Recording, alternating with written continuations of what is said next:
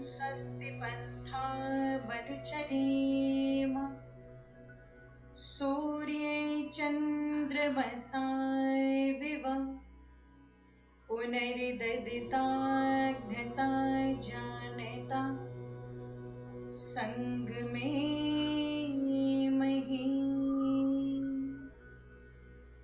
सभी को सादर नमस्ते। मैं अंजलि आर्या पुनः आप लोगों के मध्य में उपस्थित हूँ, आप सभी के उत्तम स्वास्थ्य और जीवन की मंगल कामना करते हुए।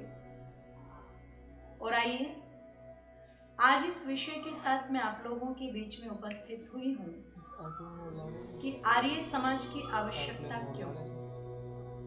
आर्य समाज, जैसा कि आप सब लोग जानते होंगे, एक विचारधारा जिसकी स्थापना महर्षि दयानंद जी के माध्यम से हुई। और महर्षि दयानंद जी, जिनका जन्म गुजरात के टंकारा गांव की पवित्र भूमि में हुआ, उस पवित्र भूमि में जन्म लेकर के बचपन के एक प्रसन्न चिन्ह जिनके हृदय को झकझोर दिया, जिस प्रश्न को लेकर के एक जिज्ञासा ने महर्षि दयानंद को टंकारा की उस भूमि को छोड़ने को विवश कर दिया। 14 वर्ष का वह बालक एक जिज्ञासा को लेकर के जो चला और जिसने सत्य की खोज करते हुए अंततः इस बात को भूरी भूरी प्रशंसा के साथ स्वीकार किया कि धरती के ऊपर यदि सत्य का बोध कराने वाला कोई ज्ञान है तो वो केवल और केवल वेद ज्ञान है। उसी वेद ज्ञान के सिद्धांतों के आधार पर महर्षि दयानंद ने आर्य समाज रूपी संगठन का विस्तार किया, इसकी स्थापना की, क्योंकि स्वयं वेद में ही ये आया है, कृणवंतो विश्व आर्यम। आज जिस वेद को हम सृष्टि का प्रारंभिक ज्ञान और संसार की लाइब्रेरी की सबसे प्राचीन ग्रंथ मानते हैं, केवल इतना ही नहीं अपितु विश्व के समस्त मत संप्रदाय इस बात को स्वीकार करते हैं कि संसार की लाइब्रेरी में अगर सबसे प्राचीन ग्रंथ कोई है तो वो केवल वेद है। उसी वेद में आया है कृणवंतो विश्व आर्यम, अर्थात ये भूमि मैंने आर्यों के लिए प्रदान की है। और आप ये सोचे कि आर्य कोई जाति, कोई संप्रदाय या कोई मत या कोई व्यक्ति विशेष की विचारधारा, तो आपकी जानकारी के लिए ये बताना हम आवश्यक समझते हैं। आर्य शब्द का सीधा सीधा अर्थ है श्रेष्ठ, जो पवित्र कार्यों को करें, जो पवित्र विचारों के साथ अपने जीवन को लेकर के चले, जो अपने खान पान से शुद्ध है, जो अपनी मानसिकता से शुद्ध है, जो अपने व्यवहार से शुद्ध है, वह व्यक्ति किसी भी धर्म, किसी भी जाति, किसी भी संप्रदाय या किसी भी घर में जन्म ले, वह आर्य कहलाता है। कुल माने आर्य के माने श्रेष्ठ। तो श्रेष्ठ व्यक्तियों के लिए ही परमात्मा ने ये भूमि प्रदान की है, ऐसा संदेश हमें वेद में देखने को मिलता है। मुझे आज इस विषय पर बोलने की आवश्यकता इसलिए भी पड़ी क्योंकि आज इस भारतवर्ष के अंदर धर्म को लेकर के, ईश्वर को लेकर के जितना झगड़ा है, शायद मुझे नहीं लगता इतना झगड़ा किसी दूसरे विषय को लेकर के होता। पिछले दिनों आप लोगों ने देखा होगा, इंटरनेट के ऊपर, सोशल मीडिया के ऊपर एक बहस चली। कुछ हमारे हिंदू धर्म का प्रचार करते हुए कथावाचकों के ऊपर ये आरोप लगे कि जिस मंच को वो हिंदुत्व का मंच मानते हैं, उस मंच पर बैठ कर के वो दूसरे धर्म संप्रदाय के लोगों को प्रसन्न करने के लिए कुछ दूसरे नामों का उच्चारण करके कीर्तन कराते हैं। और जब उनसे इस पर बहस हुई तो उन्होंने एक ही बात कही कि हम सब धर्मों में मानते हैं। मैं शायद उनकी इस बात को सुनकर के स्तब्ध थी कि अगर कोई व्यक्ति सामान्य बुद्धि का इस बात को कह दे कि हम सब धर्मों को मानते हैं तो कोई बड़ी बात नहीं, लेकिन जो अपने आप को कथाकार कहते हैं, जो अपने आप को शास्त्रों का ज्ञाता कहते हैं, जो अपने आप को विद्वान कहते हैं, यदि वह भी किसी मंच पर बैठ कर के इस बात को कहते हैं कि हम सब धर्मों में मानते हैं, अगर धर्म का प्रचार करने वाले ही नहीं जानते कि सब धर्म होते हैं या धर्म केवल एक होता है, तो फिर ये परिभाषा बताएगा कौन। इसीलिए मैं आपको बताना चाहती हूँ, योगी अरविंद का नाम आप लोगों ने सुना होगा।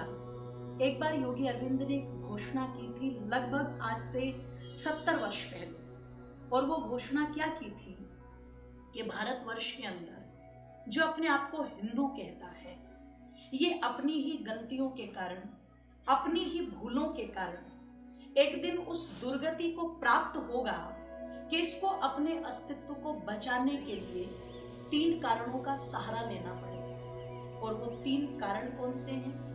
या तो इसे इस्लाम की शरण में आकर के इस्लाम से समझौता करके अपने आप को बचाना पड़ेगा, या ईसाइयत के साथ समझौता करके अपने आप को बचाना पड़ेगा, या फिर कम्युनिज्म जो चीन के लोग मानते हैं, या और भी धरती के कोने में कहीं कहीं कम्युनिस्ट विचारधारा के लोग जो भारत में भी आपको मिल जाएंगे वो मानते हैं, उसका सहारा लेना पड़ेगा। अब आप चिंतन कीजिएगा, विचार कीजिएगा। मैं अपने सभी भाई बहनों से पूछना चाहती हूँ जो प्रतिदिन अपने बिस्तर से उठते हुए अपने ऋषियों का स्मरण करते होंगे, मर्यादा पुरुषोत्तम श्री राम को याद करते होंगे, भगवान योगीराज कृष्ण को याद करते होंगे, अगर आप लोगों को अचानक आकर के ये कह दिया जाए तुम्हें इस्लाम के साथ मिलना है, तुम्हें ईसाइयत के साथ मिलना है, या इन दोनों विचारधाराओं से भी अलग तुम्हें कम्युनिज्म में जाना है, तो आप लोगों का निर्णय क्या होगा? ये मेरी नहीं अपितु योगी अरविंद की भविष्यवाणी है।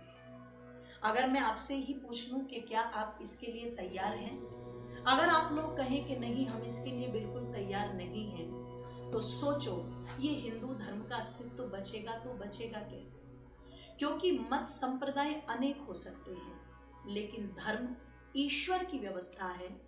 धर्म बहुत सारे नहीं होते, धर्म केवल एक होता है। और जिसकी बड़ी सुंदर सी परिभाषा हमारे ऋषियों ने की है, धृति क्षमा दमोस्तेयम शोचम इंद्रिय निग्रह धीर विद्या सत्कम अक्रोधो दशकम धर्म लक्षणम।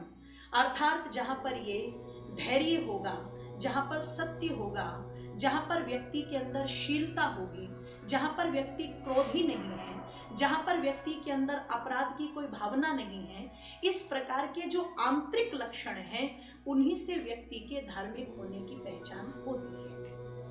इसी को महर्षि व्यास ने कहा है, आत्मा नः प्रतिकूलानि परेशान न समाचरेत। जो व्यवहार तुम्हें अपने लिए अच्छा नहीं लगता वो तुम दूसरों के साथ भी मत करो। ये धर्म है। धर्म कोई बाहरी चिन्ह का नाम नहीं, धर्म एक अंदर का आत्मा का विषय है। हम उसको उसी रूप से समझ करके चलें। तो आप चिंतन करें, आज इस्लाम के नाम पर जो कहते हैं हम धार्मिक हैं, जो ईसाइयत के नाम पर हम कहते हैं कि धार्मिक है, जो दूसरी विचारधाराओं के नाम पर हम कहते हैं कि धार्मिक है, तो आप चिंतन करें जो जो धर्म के नाम पर विचारधाराएं फैलाई जा रही है, कोई जिहाद कर रहा है, कोई किसी की गर्दन काट रहा है, कोई बहन बेटियों के साथ बलात्कार करने को धर्म बता रहा है, कोई जमीन पर कब्जा करने को धर्म बता रहा है, जिस कार्य के करने से कुछ व्यक्तियों को लाभ होता हो और बहुत मनुष्यों की हानि होती हो, आप उसको धर्म कैसे कह सकते हैं? इसका मतलब ये धर्म नहीं है, ये व्यक्ति विशेष के द्वारा चलाए गए मत संप्रदाय हैं। इनसे अलग हटकर के थोड़ा सा सोचे, जिसे हम हिंदू धर्म कहते हैं, तो जिस हिंदू धर्म के अंदर आज भी मैं समझती हूँ इतना पाखंड, इतना अंधविश्वास, जिसके कारण उसकी सत्यता, उसकी अस्मिता जो बिल्कुल धूली धूसरित होकर के रह गई है, आप उसको भी धर्म की श्रेणी में कैसे रख सकते हैं? आप चिंतन कीजिएगा, एक समय 13 वर्ष की लड़की का, 12 वर्ष की लड़की का, 10 वर्ष की लड़की का विवाह करना हिंदू इसको धर्म मानता था। एक समय लड़की का जन्म लेते ही उसको मार देना हिंदू इसको अपना धर्म मानता था। पति की मृत्यु हो जाने पर पत्नी को जीवित चिता में जला देना हिंदू इसको अपना धर्म मानता था। मूक प्राणियों की गर्दन अपने स्वार्थ के लिए काट देना हिंदू इसको अपना धर्म मानता था। ऐसी नाना प्रकार की कुरीतियां थी और आज भी यदि देखा जाए तो हिंदू जिनको अपना देवता मान करके चलता है, अगर हम उन देवताओं के ग्रंथों को पढ़ लें, शिव के नाम से शिव पुराण लिख दिया, कृष्ण के नाम से भागवत पुराण लिख दिया, तो जितनी अश्लीलता मुझे लगता है मोबाइल की पोर्न साइट पर आपको नहीं मिलेगी, उससे ज्यादा अश्लीलता आपको उन ग्रंथों में मिल जाएगी, जिन ग्रंथों की बात एक पति यदि अपनी पत्नी को भी सुनाने लगे तो शायद उस पत्नी को भी लज्जा आ जाए और वो भी अपने पति का मुंह बंद करा दे। ऐसी बातें उन धर्म ग्रंथों के अंदर आज भी जबरदस्ती हिंदुत्व का नाम देकर के हम पर थोपी जा रही है। तो चौथा आप लोगों के सामने जो ऑप्शन है वो ये है।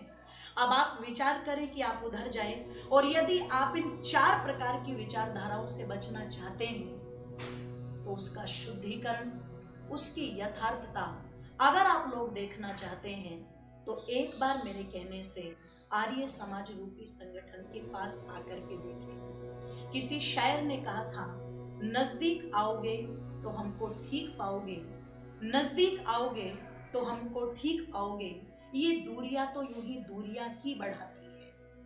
आर्य समाज वो विचारधारा है, आर्य समाज वो संगठन है जिसने सृष्टि की आदि से लेकर के आज तक के पवित्र वेद ज्ञान को सुरक्षित रखने में अपनी ताकत लगाई। आर्य समाज वो संगठन है जिसने ब्रह्मा से लेकर के जैमिनी पर्यंत ऋषियों की विचारधारा को सुरक्षित रखने के लिए कुर्बानियां दी। आर्य समाज वो संगठन है जिसने भगवान राम और भगवान कृष्ण के वास्तविक चरित्र को जीवित रखने के लिए एडी से चोटी तक का जोर लगाया। आर्य समाज वो विचारधारा है जिसने बहन बेटियों के मान सम्मान स्वाभिमान की रक्षा की है, उनको शिक्षा का अधिकार दिलाया है, समाज के अंदर उनको कार्य करने का अधिकार दिलाया है। आज यदि वर्तमान सरकार महिलाओं को आज संरक्षित करने की बात करती है तो हो ना हो इसकी नींव में कहीं ना कहीं आर्य समाज का बलिदान रूपी पत्थर ही गड़ा हुआ है, ये आप लोगों को मानना पड़ेगा। आर्य समाज वो विचारधारा है जो आज भी इस परिप्रेक्ष्य में भी अपने मंच पर बैठती है तो सिद्धांत की बात करती है, गर्दन जाए तो जाए लेकिन अपनी चोटी, अपना जनेऊ, अपनी संस्कृति, अपने ऋषियों की विद्वत्ता वो न जाए जाए। आर्य समाज कथावाचों की तरह ये नहीं कि राम के नाम पर हम लोगों ने कमा लिया और दूसरी तरफ अली मोला का नाम लेकर के हमने खुश कर दिया।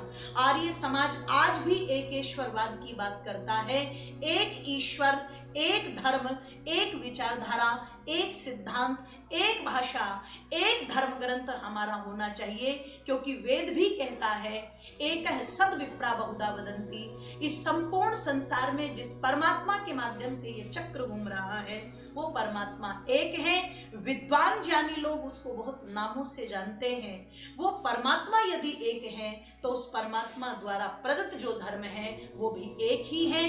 अगर परमात्मा सबका धर्म अलग बनाता तो परमात्मा उस मनुष्यों के शारीरिक रूप में कोई ना कोई परिवर्तन जरूर करता, ऐसा चिन्ह जरूर देता जिससे पता लगता ये अल्लाह के बंदे हैं और ये ईश्वर के बंदे हैं। लेकिन पता लगा संसार के अंदर जितने भी मनुष्य हैं परमात्मा ने सब एक जैसा बनाया है, एक जैसा बनाया है, एक जैसी बौद्धिक क्षमता परमात्मा ने देकर के भेजी है।